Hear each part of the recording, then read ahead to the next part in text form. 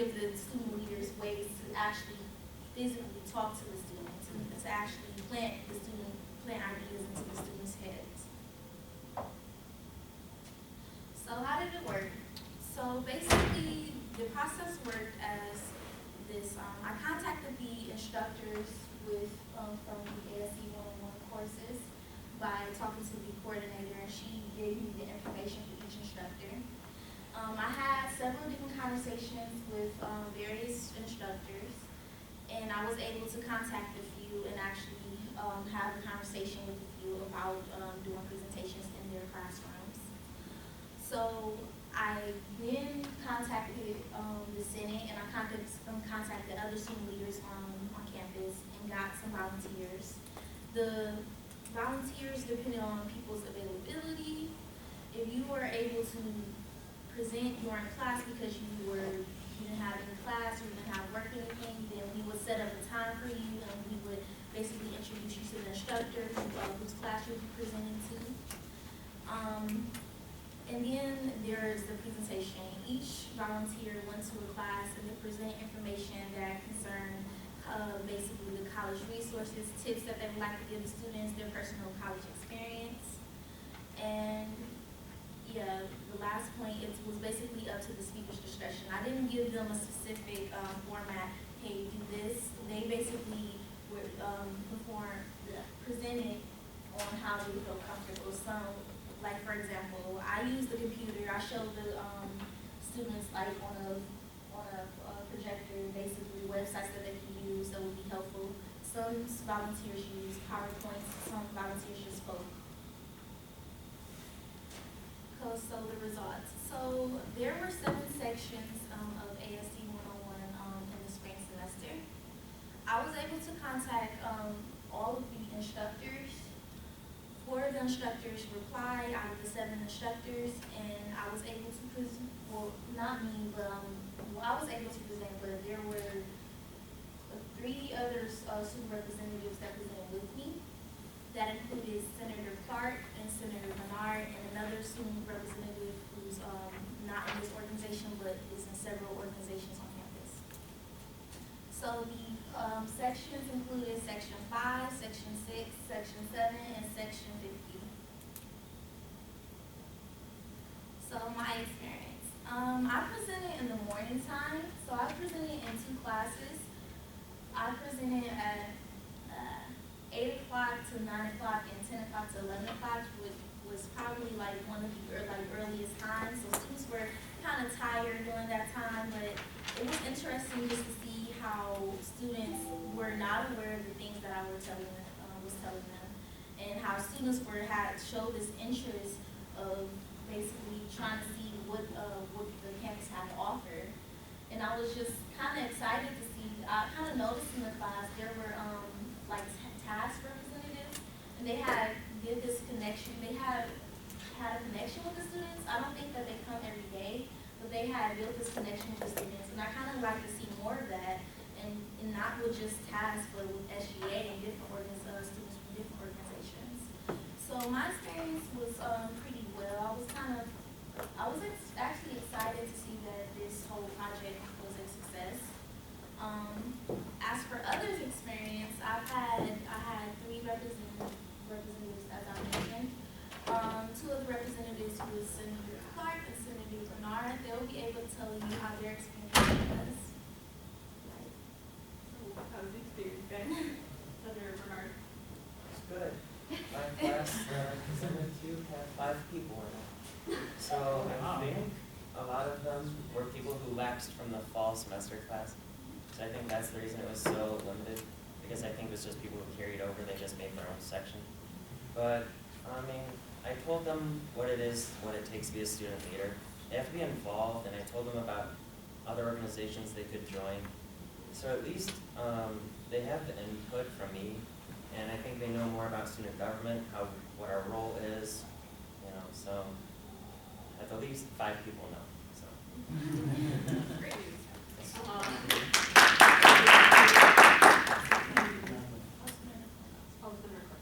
All right, I had a very good experience.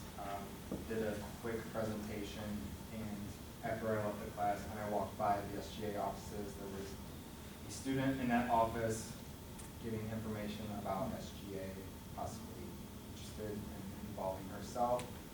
I agree with Senator Martin. I think this is something we should promote and actually do in the next semesters. It's fun, you make a quick presentation. This might get some new blood into SGA. It might encourage us to sort of participate and hear ideas from the student body. So I would like to see SGA more involved in something like this. I agree. I think that's a fabulous addition to what we should do every fall semester since there's more AC classes. So great work, Senator Martin. Is there more on the presentation? It's just the last line, just concerns. No questions, comments?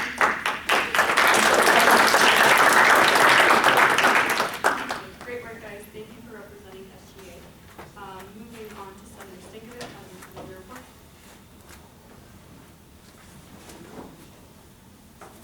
The PDF version wasn't. Hello to all. My name is Emily, for those who don't know. I'm an at-large senator. So as you may or may not know, or have passed by, I had a sustainability event last week on Monday and Wednesday. And we had, so in an effort to gauge student interest about sustainability and kind of see what students, how students feel about how much Cleveland State is doing and if Cleveland State can do more, we wanted to kind of ask 5 questions and see, so it was a survey, and if they completed the survey, they got food, which is incentive. So here are the results from the questions. So the first question was, I believe that CSU should improve the energy. By the way, there were 164 responses, but we do need more, so I'll probably be in front of the Interlink, getting more people to do the survey, and we're also going to be in the newsletter, so that will hopefully get more responses.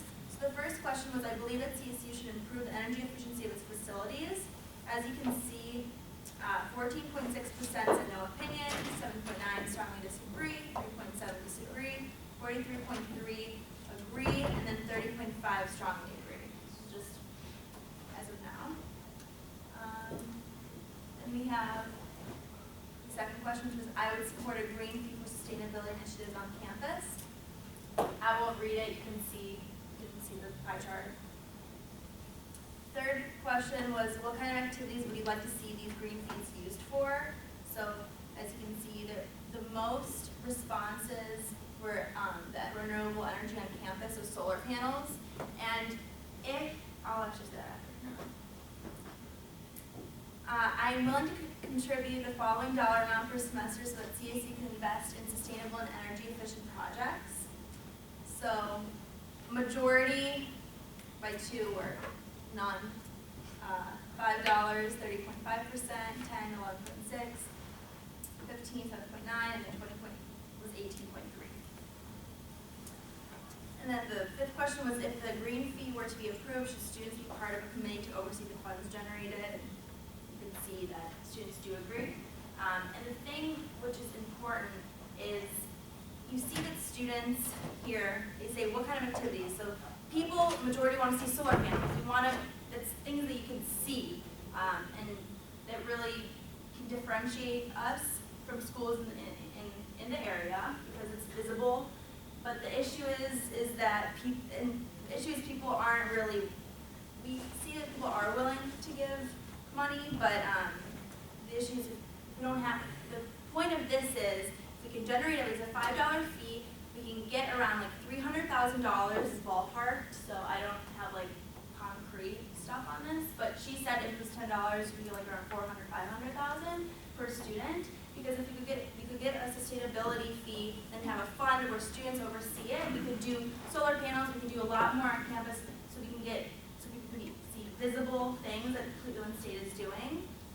So the issue is that it's not an issue, we just have to see if more students are interested in having a fee. Because obviously there's fees for this, that, and the other, and there are many fees, and tuition, obviously there's a freeze, but there's like a gym fee and RTA, which that's all well and good, but there's fees that are added constantly. So the point is that we want to gauge interest, we want to get students talking. Earth Day is in April, so I will be working with Jennifer McMillan, who is the Director of Sustainability on campus.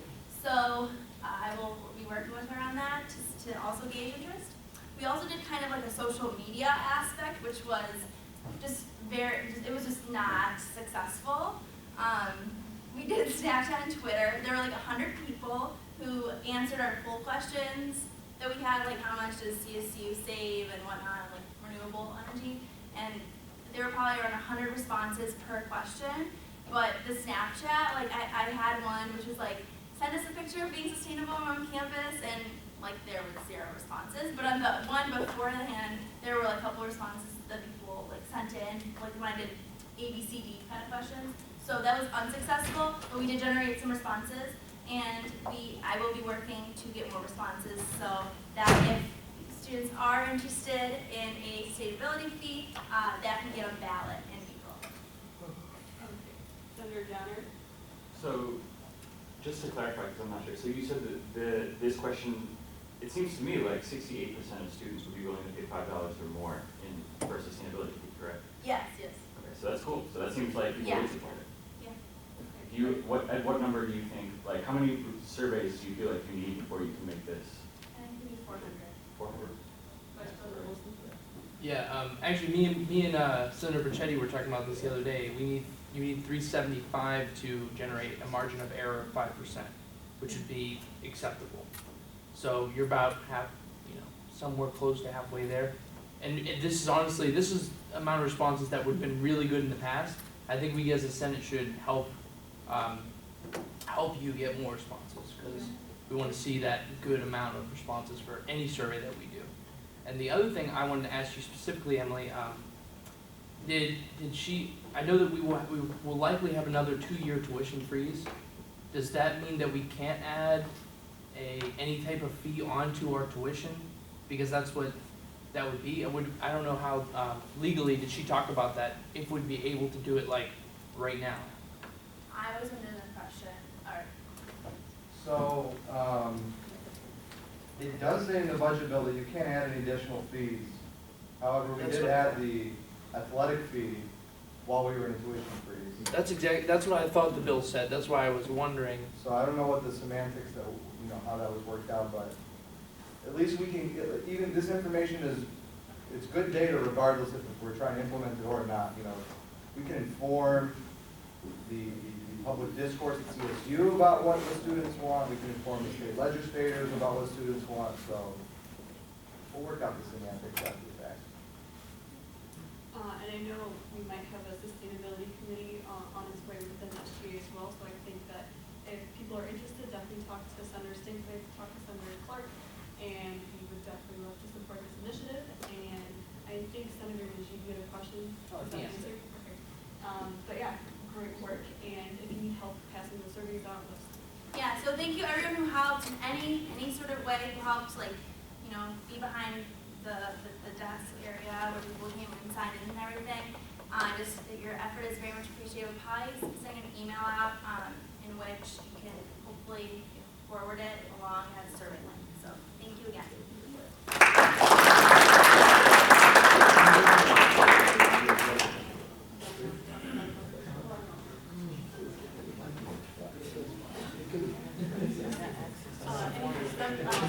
Matthew Walsh, please come down. So the appeal we're hearing today is due to Senator Walsh or Matthew Walsh not completing his office hours for the past week, and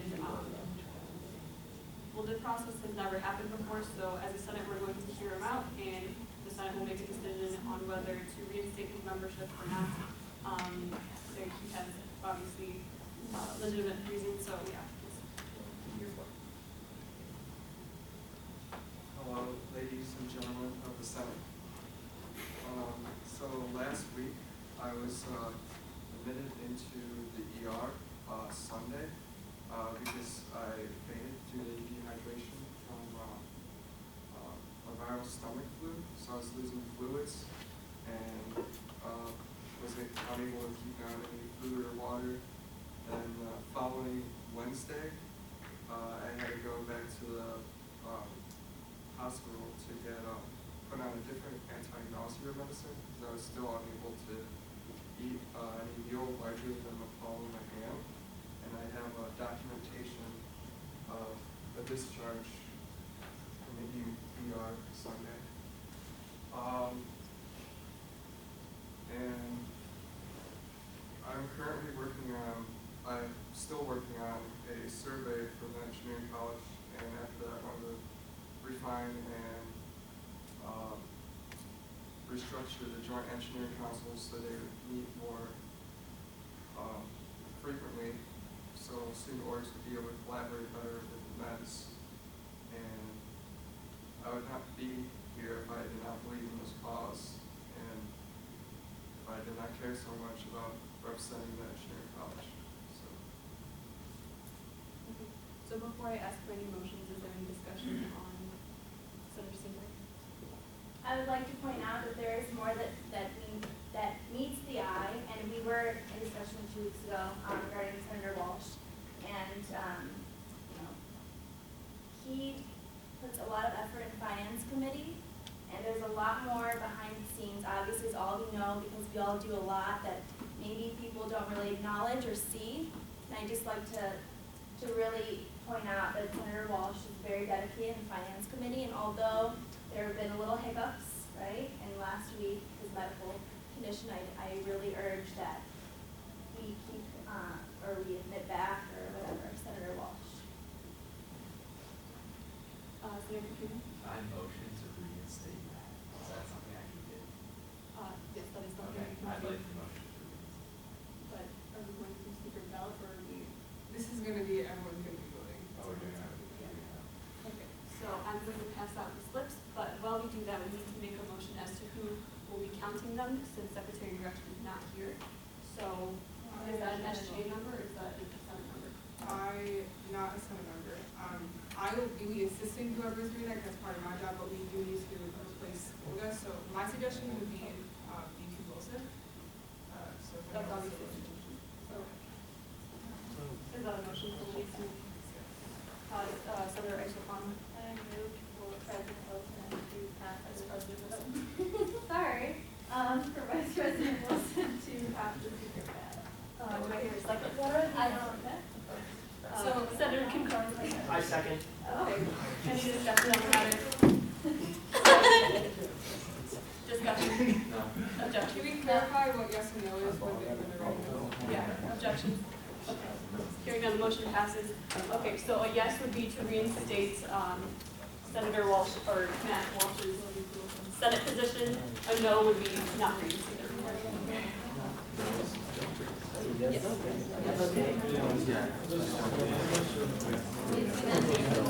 No, and no. No, it's like, no, not really. So yes is for you. Oh, that's the one in the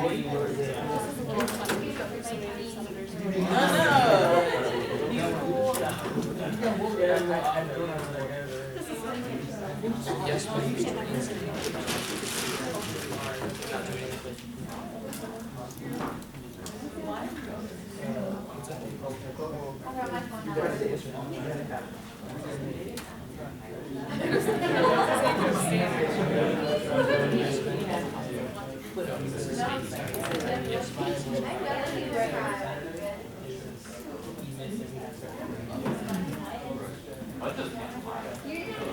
If I can get a pair similar.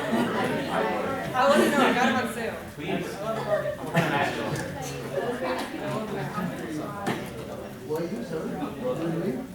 Good to go? I'm not gonna hover. Did you guys? We love you.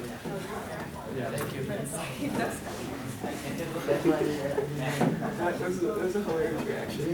I got it on video. You did? I took a video. We're gonna watch this video later.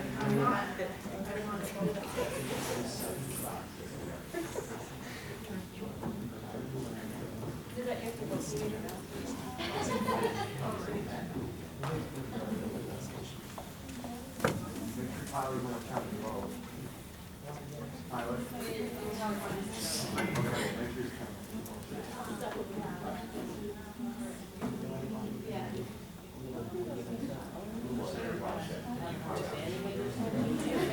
Step off.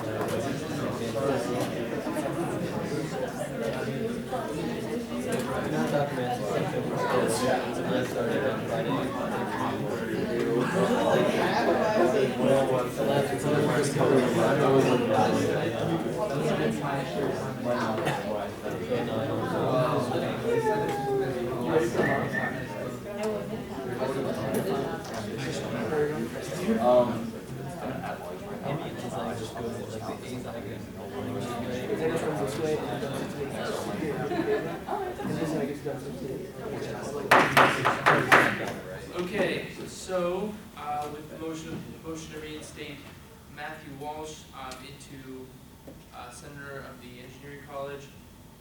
The yeas are 22 and the nays are 5, so the yeas have it. He is reinstated as the engineering senator.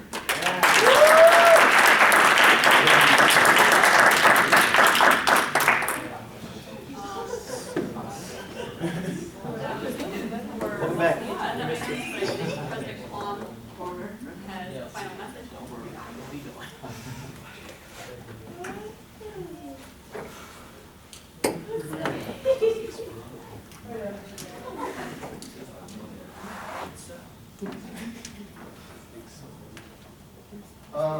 So I made this announcement at Faculty Senate, and I wish I would have done it at State of the SGA because there were a lot of students there, but I figured I'd bring it to your attention. There was a graduate student who passed away this Monday after a long bout with cancer. His name was Santosh Tankala. He was an international student from India. And the reason I bring this to you, is because I want to let you know what the university did on behalf of the student, which I think is pretty powerful. He was 5 credits short of for his master's in computer and information sciences, and the university waived those 5 credits, and they ended up giving him his degree. And in addition to that, they held a private ceremony for him at the hospital, and that was actually live streamed so that his friends and family could see that in India. And having read some of the comments, folks didn't know that he was sick, and a lot of the folks, were congratulating him. So Dr. Yarbrough was there. Dr. Sridhar was there. He is the president of Faculty Senate. And then the dean of the engineering college, Dr. Carlson, was also there. And I think there were a couple of other CSU folks. But I think that it's important to remember that life is short. Number one, to take advantage of what we have, while we're here, and that towards the tail end of this kid's life, one of the large defining factors in his life was Cleveland State University, and there was sheer enjoyment, from some of his family members, seeing that he was actually able to get this degree. So don't take it lightly what we're doing here. You know, we are privileged to be able to get degrees and to be able to go out into the workforce and to go out into the world, make an impact. And unfortunately, this gentleman's life was cut short. But you know, as a fellow alumni now, you know, we are going to hold his legacy and you know continue to contribute to the world. So you know, we can hold we'll do a minute of silence for, not a minute, a couple seconds silence for Santosh.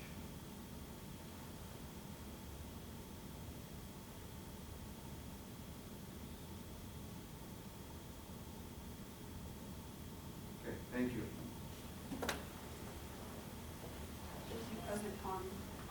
I don't know if any of you have gotten a chance to see the video, but it was actually very emotional and heartwarming. So I'm really glad that we have such great faculty that felt necessary and obliged to honor this student.